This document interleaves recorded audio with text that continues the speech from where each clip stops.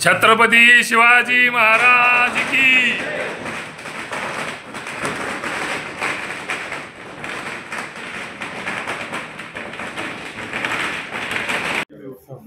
रात्री 3-4 लेकरांना ड्रेस वाटत।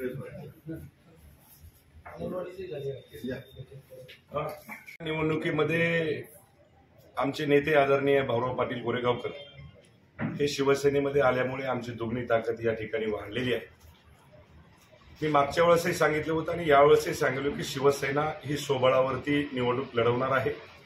सन्माननीय महाराष्ट्राचे मुख्यमंत्री आदरणीय देवेंद्रजी फडणवीस असतील, आमचे मुख्य नेते आदरणीय एकनाथभाई शिंदे असतील, त्यांनी सुद्धा सांगितलं ज्या ज्या ठिकाणी युती शक्य होत असेल त्या त्या ठिकाणी तुम्ही युती करा।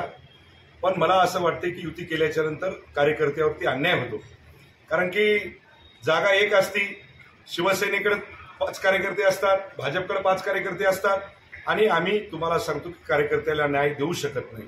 त्यामुळे शिवसेना स्वबळावरती लढवणार आहे, मैत्रीपूर्ण लढत राहणार आहे। कुणावरही टीकाटिप्पणी आम्ही करणार नाहोत। आम्ही आमच्या कामाच्या जोरावरती आमच्या पक्षाच्या बाजू आम्ही मांडून आमचे जिल्हा परिषद आणि नगरपालिका पंचायत समिती वरती माझ्या छत्रपती शिवरायाचा करकरीत भगवा या ठिकाणी आम्ही फडकवणार आहोत। ती सत्ता या ठिकाणी शिवसेनेची येणार आहे, कारण की हिंगोली विधानसभेमध्ये जे काही आम्ही थोडंसं कमी होतो, आज भाऊ आल्यामुळे तुम्हाला सांगतो की म्हणजे WWF चे पैलवान आम्ही झालो, त्यामुळे आता सांगायची आम्हाला आवश्यकता नाही। दादाच्या आग्रहास्तव त्या ठिकाणी मी प्रवेश केलेला आहे आणि आजचेच आमचे दोघांचे संबंध नाही, फार पूर्वीपासून आम्ही दोघं एकत्रच एकमेकाच्या सल्ल्यानंच काम करायचं आणि त्यामुळं त्यांनी सुद्धा पाहिलं की गेल्या 10 वर्षामध्ये जे काँग्रेसनं अन्याय माझ्यावर चाललेला होता ते म्हणजे आता किती दिवस तुम्ही अन्याय सहन करता, आता माझ्यासोबत चला। आणि मग त्यांनी एकनाथ दादाची माझी भेट घालून दिली आणि या ठिकाणी शिवसेनेमध्ये प्रवेश केला। निश्चितपणे आता आम्ही दोघं मिळून या नगरपालिका असो किंवा जिल्हा परिषद पंचायत समिती असो, ती म्हणजे या जिल्ह्यामध्ये 3 या ठिकाणी विधानसभा मतदारसंघ आहेत, प्रत्येक ठिकाणी त्या ठिकाणी आमचा भगवा फडकवल्याशिवाय आम्ही राहणार नाही हे त्या निमित्ताने।